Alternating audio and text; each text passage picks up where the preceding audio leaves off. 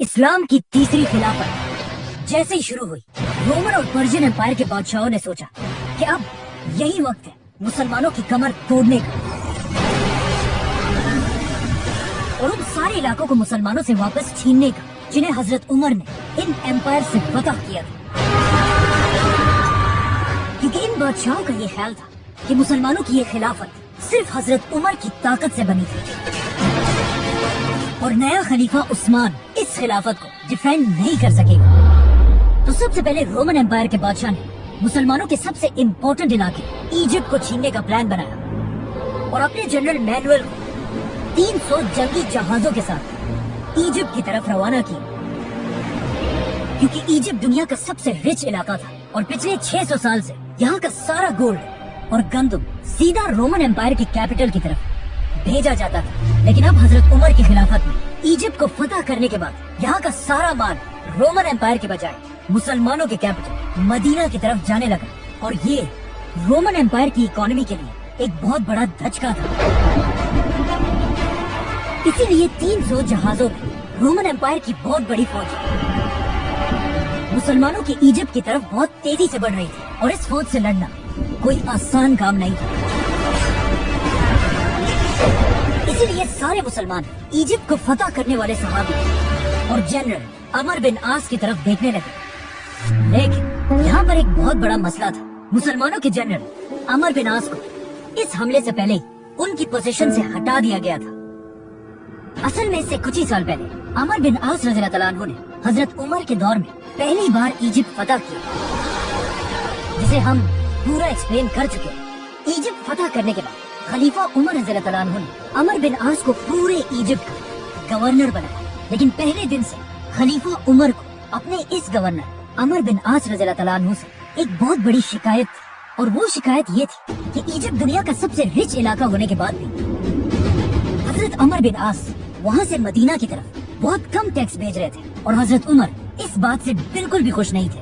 But इस सब के बाद भी हजरत उमर ने अपनी खिलाफत के आखिरी दिन तक अमर बिन आस को उनकी पोजीशन से नहीं हटाया। लेकिन जैसे ही हजरत उस्मान की खिलाफत शुरू हुई, उनकी पर्सनैलिटी हजरत उमर से बिल्कुल ऑपोजिट थी और बचपन से एक बहुत बड़ा बिजनेसमैन होने की वजह से हजरत उस्मान का सारा फोकस इस खिलाफत की इकोनॉमी पर था। क्योंकि हजरत उस्मान को पता था कि अब जंगों से ज्यादा इस खिलाफत की इकोनॉमी को स्टेबल करने की जरूरत है। इसीलिए खलीफा बनते ही हजरत उस्मान ने सबसे पहले इजिप्ट के गवर्नर अमर बिन आस को अपने पास बुलाया और उनसे पूछा कि आम क्या वजह है कि तुम इजिप्ट जैसे रिच इलाके से मदीना की तरफ इतना थोड़ा सा टैक्स भेज रहे हो। नाउ अमर बिन आस कोई आम इंसान नहीं था। वो हमेशा से अपने जबरदस्त बोलने के अंदाज की वजह से पूरे अरब में मशहूर थे। इसीलिए उन्होंने हजरत उस्मान के सवाल का बहुत ही यूनिक जवाब दिया कि या अमीर अल मोमिनीन, ऊँटनी उतना ही दूध दे रही है जितना वो दे सकती है। मतलब इजिप्ट की आवाम जितना टैक्स मदीना भेज सकती है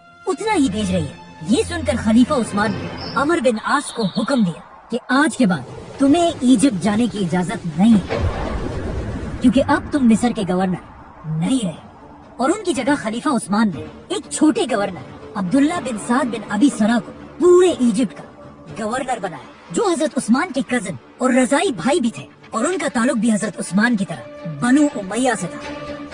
अब्दुल्ला बिन साद ने इजिप्ट का गवर्नर बनते वहाँ का सारा निजाम बिल्कुल बदल दिया और वहाँ की आवाम पर टैक्स इतना बढ़ा दिया कि जितना टैक्स अमर बिन आस के जमाने में यहाँ से मदीना की तरफ जाता था, अब उससे डबल बल्कि ट्रिपल टैक्स मदीना के खजाने में जमा होने लगा। ये सुनकर हजरत उस्मान ने एक बार फिर अमर बिन आस को अपने पास बुलाया और उन्हें कहा क्या तुम जानते हो ऊँटनियाँ तुम्हारे बाद बहुत ज्यादा दूध देने लगी है। मतलब इजिप्ट से मदीना की तरफ टैक्स बहुत ज्यादा बढ़ चुका है। ये सुनकर अमर बिन आस ने कहा कि यस, ये बात बिल्कुल सही है, लेकिन ऊँटनियाँ दूध तो ज्यादा दे रही हैं, लेकिन इन ऊँटनियों के बच्चे मर रहे हैं। मतलब नए गवर्नर अब्दुल्ला बिन साद ने जो टैक्सेस वहाँ के लोगों पर लगाए हैं वो इजिप्ट की आवाम पर एक बहुत बड़ा जुल्म है।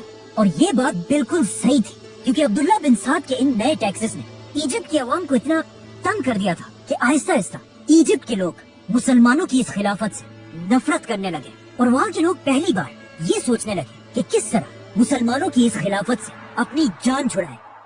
आखिर एक दिन इजिप्ट के सबसे बड़े शहर अलेक्जेंड्रिया के लोगों ने मिलकर एक बहुत ही सीक्रेट लेटर लिखा। उस वक्त के सुपर पावर रोमन एम्पायर के बादशाह के नाम, जिसमें उन्होंने लिखा कि यही वक्त है मुसलमानों की इस खिलाफत पर हमला करने का। और जैसे ही आपकी फौजें मुसलमानों पर हमला करेंगी, इजिप्ट की पूरी आवाम मुसलमानों के खिलाफ बगावत कर देगी। इसीलिए without wasting any time Roman Empire के बादशाह ने 300 जंगी जहाज,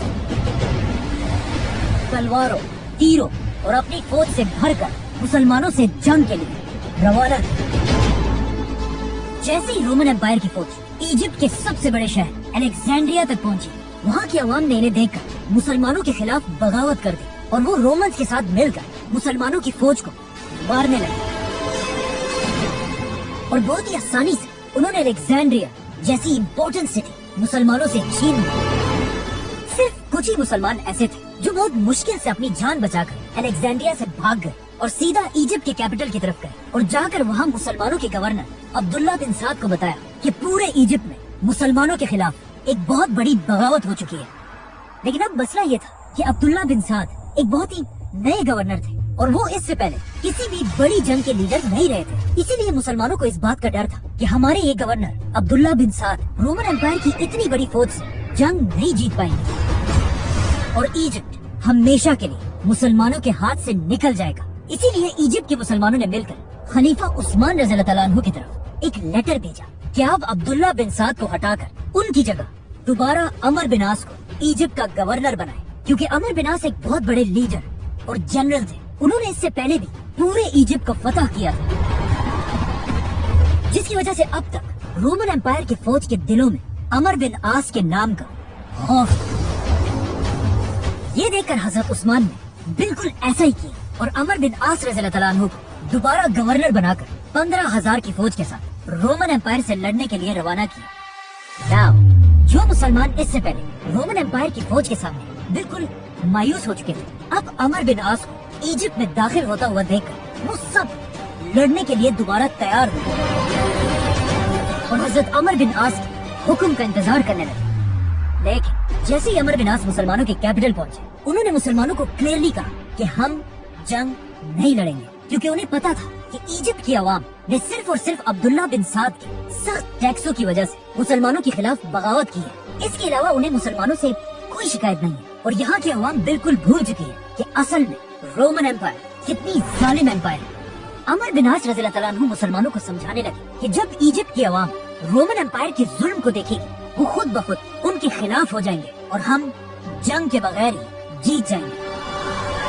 जो हजरत अमर बिन आस ने कहा था, एग्जैक्टली ऐसा ही हुआ। रोमन एम्पायर इजिप्ट पर हमले के बाद यहाँ के हजारों इनोसेंट लोगों को मारने लगे, उनके दुकानों और घरों को लूटने लगे और इवन उनकी औरतों और बच्चों को भी नहीं छोड़ा। इसी तरह जुल्म करते हुए जैसे ही रोमन एम्पायर की फौज मुसलमानों के कैपिटल के करीब पहुंची, वो इस वक्त तक यहाँ की आवाम पर इतना जुल्म कर चुके थे कि अब हालात बिल्कुल बदल चुके थे। मतलब इजिप्ट की सारी आवाम रोमन एम्पायर को छोड़कर मुसलमानों के साथ मिल चुकी थी। ये देखकर अमर बिन आस ने फाइनली मुसलमानों को हमले का हुक्म दिया और आखिर एक बहुत खतरनाक जंग के बाद मुसलमान ये जंग जीत गए और रोमन एम्पायर की फौज हमेशा के लिए इजिप्ट को छोड़कर भाग गई। हजरत उस्मान की खिलाफत में मुसलमानों की ये फतह इतनी बड़ी थी कि अगले 1000 साल तक कोई भी मुसलमानों से इजिप्ट नहीं छीन सका और आज तक इजिप्ट मुसलमानों के कंट्रोल में है।